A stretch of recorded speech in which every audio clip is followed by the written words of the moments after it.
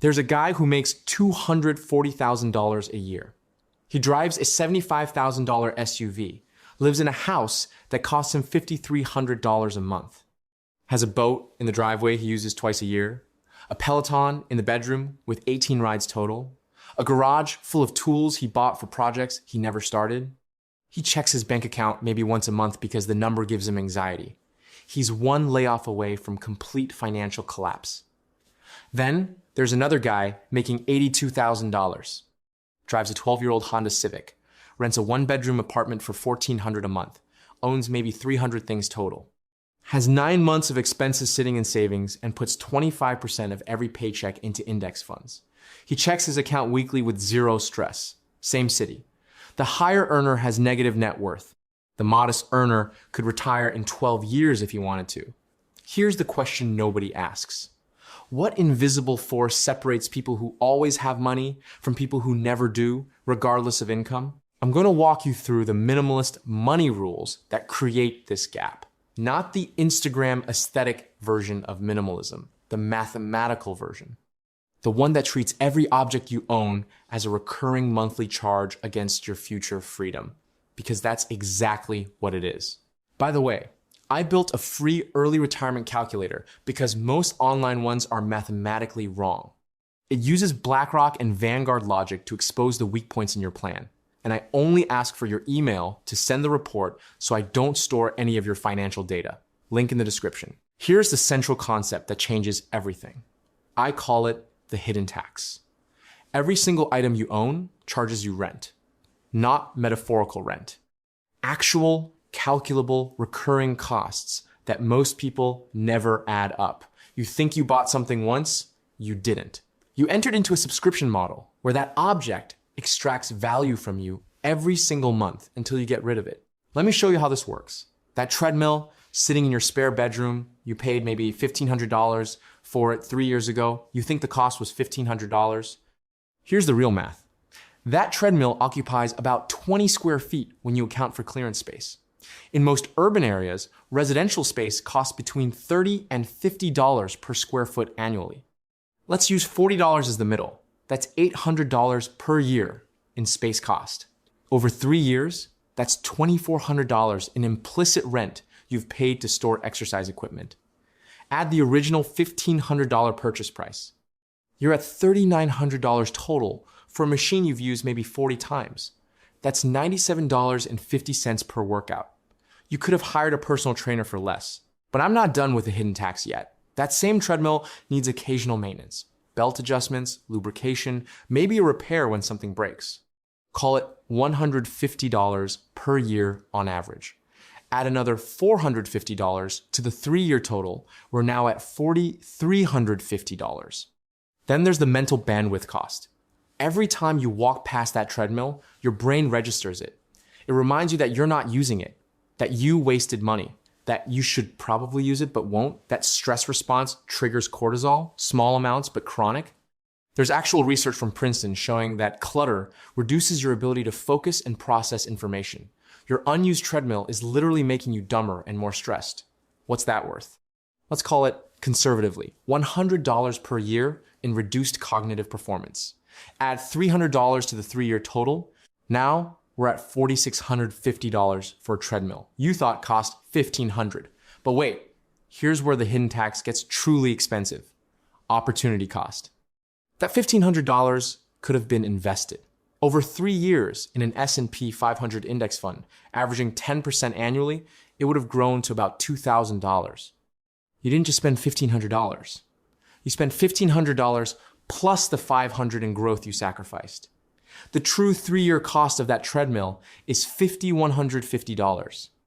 You're paying about $1,400 per year to own an object you barely use. This is the hidden tax, and it applies to everything. Not just big items, everything. Your kitchen right now probably contains 40 to 60 items you haven't used in 6 months. Let's be conservative and say 50 items averaging $20 each in purchase price. That's $1,000 tied up in unused kitchen equipment. Add the space cost for cabinet and counter space those items occupy. In a typical kitchen, you're looking at maybe 15 square feet of storage devoted to things you don't use. At $40 per square foot annually, that's $600 per year. Over 5 years, that's $3,000 in space costs alone. Add the original $1,000 purchase price, and you've spent $4,000 to store kitchen gadgets you don't use. But now you might be thinking, okay, I get it. Stuff costs more than I thought. So what? I'll just be more careful about what I buy going forward. Here's where it gets really interesting. The problem isn't just future purchases. It's that you're currently paying the hidden tax on everything you already own. Right now, today, this month, you're hemorrhaging money to possessions you probably wouldn't even replace if they disappeared. Walk through your home mentally. Look at your closet. How many shirts do you own? Most people guess around 20 to 30. The actual number is usually between 40 and 70. Let's say you have 50 shirts. How many do you actually wear regularly? Maybe 15. That means 35 shirts are sitting there extracting rent from you every single month. They occupy closet space that costs money. They require a larger home with more storage.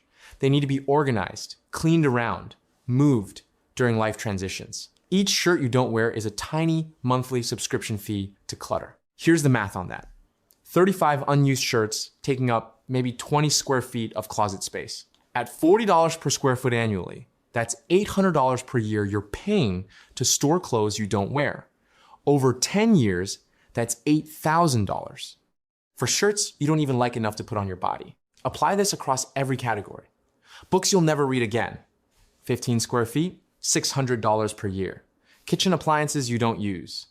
10 square feet, $400 per year.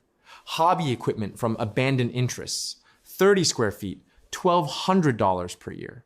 Garage full of tools and sporting goods collecting dust. 100 square feet, $4,000 per year. Add it up. The average American household is easily paying between $8,000 and $15,000 per year in hidden tax costs for possessions they don't use, don't need, and wouldn't replace. That's not even including the opportunity cost of the money originally spent on those items. Over 20 years, we're talking about $300,000 or more in wealth that got converted into clutter. By the way, hit subscribe if you like the content. Otherwise, YouTube's algorithm may never show you my videos again. Now here's the part that makes this genuinely insidious. The hidden tax compounds through something I call the lifestyle multiplier effect. Every major purchase you make doesn't exist in isolation. It triggers a cascade of supporting purchases that each carry their own hidden tax. Watch how this plays out. Guy buys a boat for $30,000. Seems like a one-time purchase. Except now he needs a trailer, $4,000. Needs a vehicle capable of towing. Maybe he already has one, maybe he doesn't. If he doesn't, he's upgrading to a truck. $20,000 incremental cost over his current vehicle. Needs somewhere to store the boat. Storage fees run about $250 per month in most areas. $3,000 per year. Needs insurance. Another $1,200 per year needs maintenance. The industry rule of thumb is 10% of the boat's value annually. $3,000 per year. Needs safety equipment, cleaning supplies, registration, fuel for the boat itself. Let's add this up. Initial boat purchase, $30,000. Trailer, $4,000. Vehicle upgrade, $20,000. First year storage, $3,000. First year insurance, $1,200. First year maintenance, $3,000. First year miscellaneous costs, $2,000. We're at $65,200 in year one for a $30,000 boat. And that's just cash out the door. We haven't added the hidden tax yet. The boat and trailer occupy about 300 square feet of storage space. At $40 per square foot annually for the square footage they consume of his property or storage unit, that's $12,000 per year in space cost. Over 5 years of ownership, that's $60,000 in space costs alone. Add the $65,000 initial year. Add 5 more years of maintenance at $3,000 per year. $15,000. Add 5 more years of insurance at $1,200 per year. $6,000. Add 5 more years of storage fees at $3,000 per year. $15,000. The total 5-year cost of a $30,000 boat is $161,000. And most boat owners use their boats between 6 and 10 times per year. Let's say 8. Over 5 years, that's 40 uses. $4,025 per outing. You could have chartered a luxury yacht for every single one of those trips for less money. This is the lifestyle multiplier effect. One purchase creates an ecosystem of related expenses.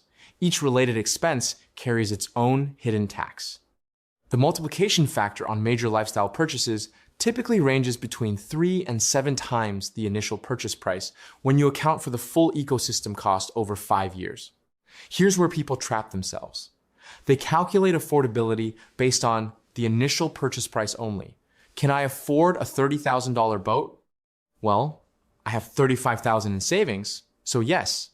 They never calculate whether they can afford the $161,000 5-year commitment they just made. They're doing the math wrong from day one. Let me give you a real example of how this played out. I know a guy, physician, makes about $380,000 per year. Great income. In 2019, he bought what he called his dream home. $850,000. Reasonable for his income, right? Monthly mortgage around $4,500, including property tax and insurance. Definitely affordable on his salary. Except the house was 4,800 square feet. Just him and his wife.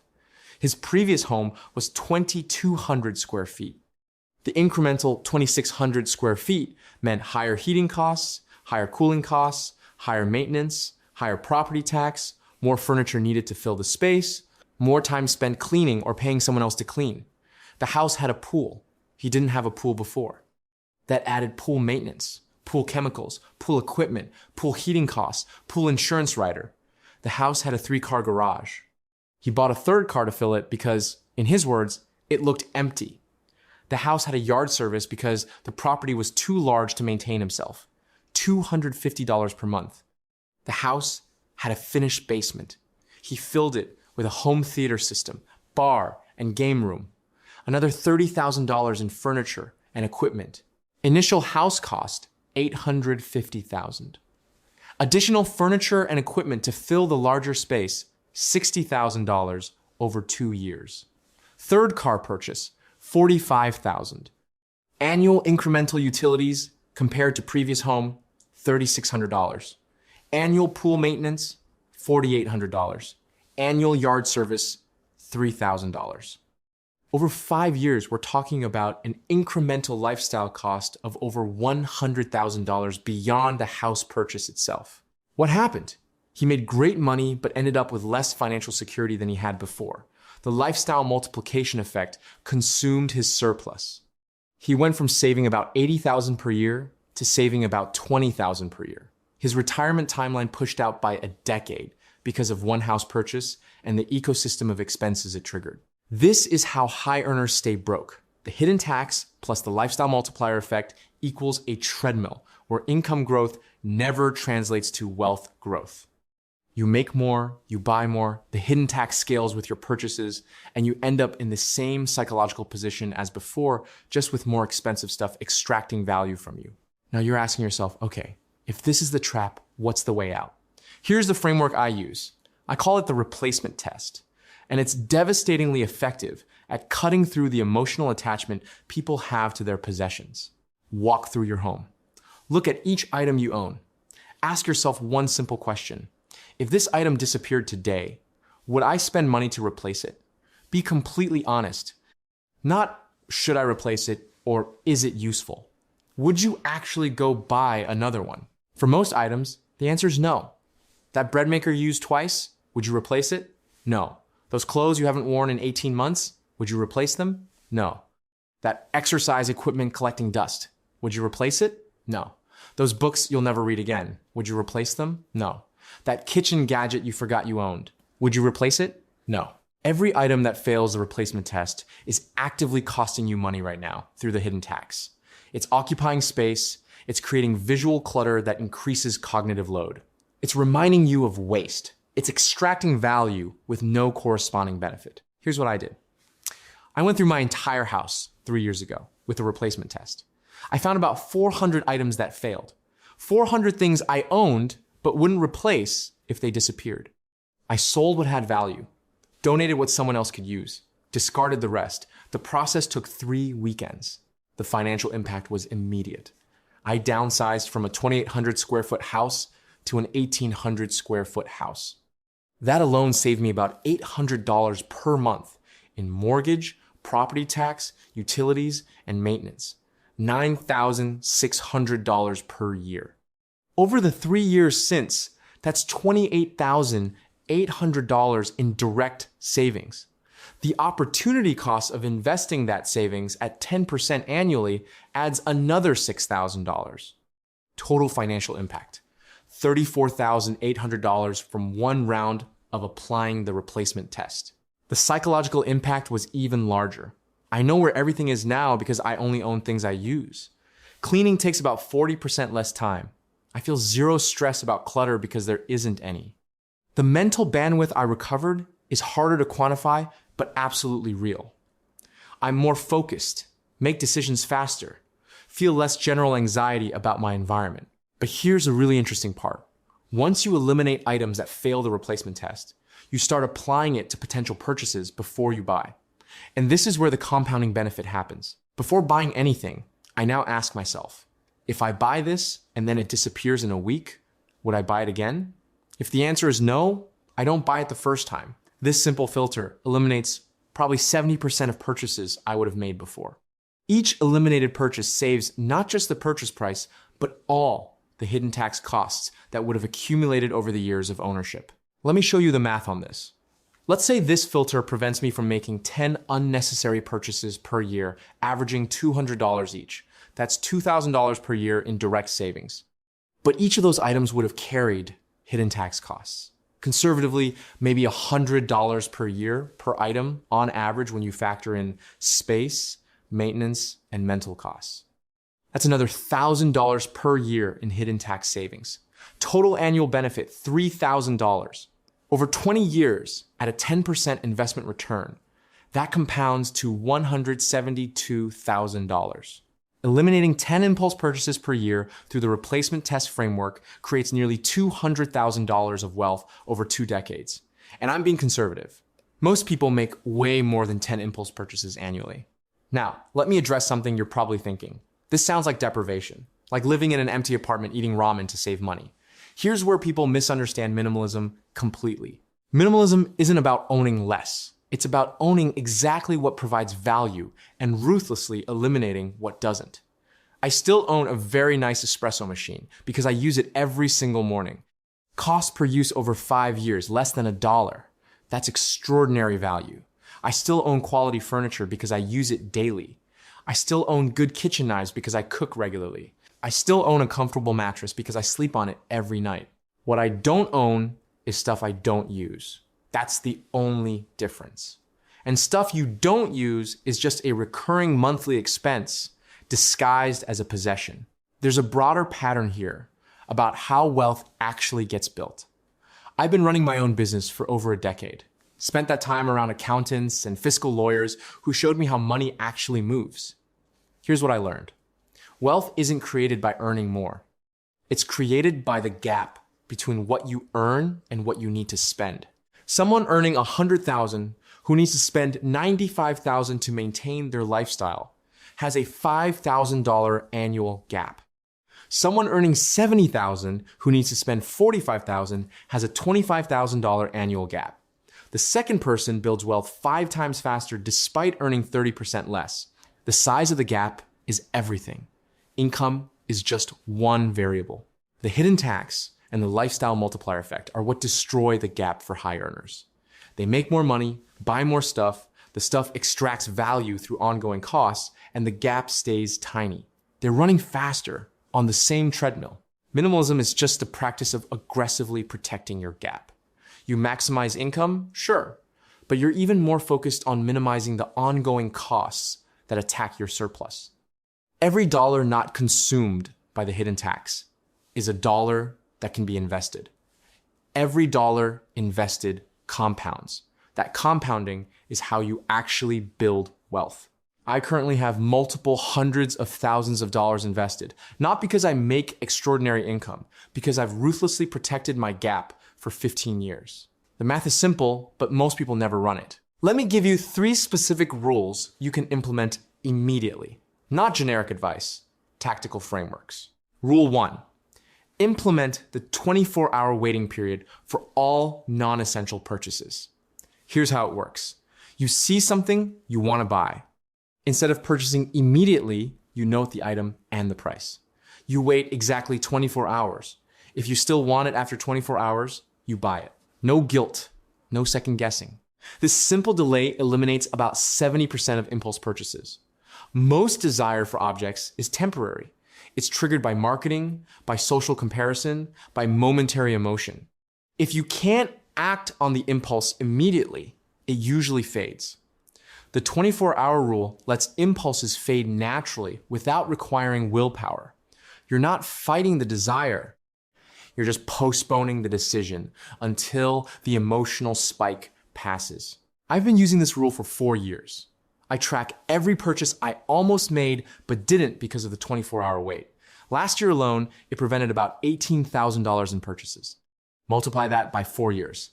$72,000 in items I almost bought but didn't because I waited 1 day. Each of those items would have started charging the hidden tax immediately. Conservatively, I probably saved another $36,000 in hidden tax costs over those 4 years. Total financial impact from one simple rule.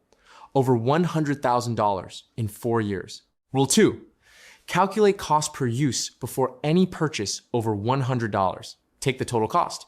Divide by realistic number of uses over the item's lifetime. This gives you cost per use, which is the only honest measure of value. A $200 jacket worn twice costs $100 per wear.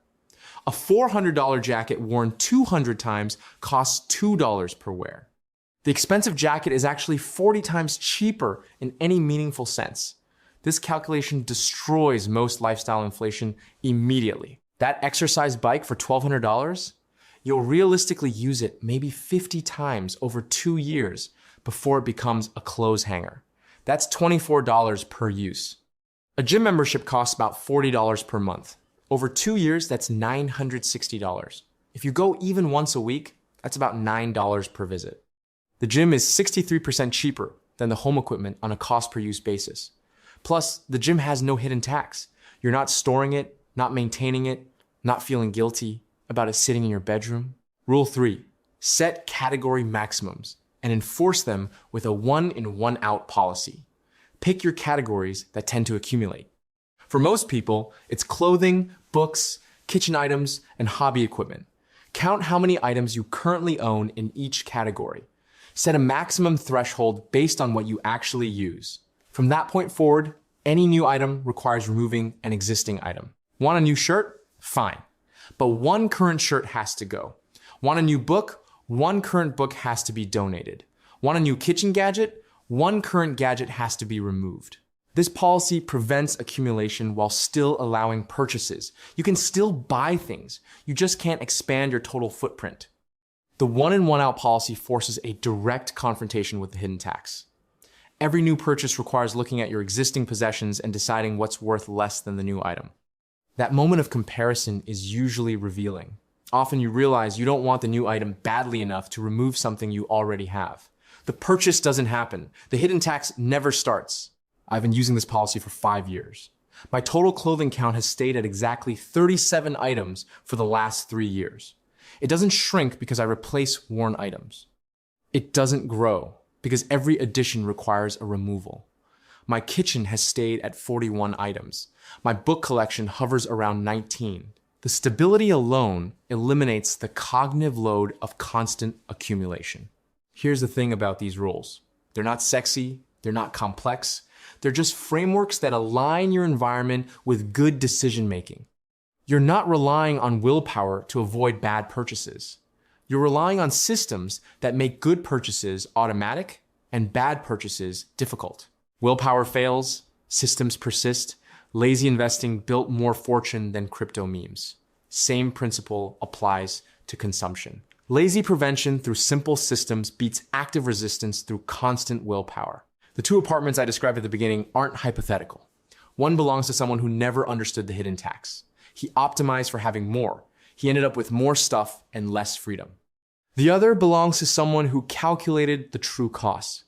He optimized for the gap between earning and spending. He ended up with less stuff and more optionality. Both lifestyles are available regardless of current income.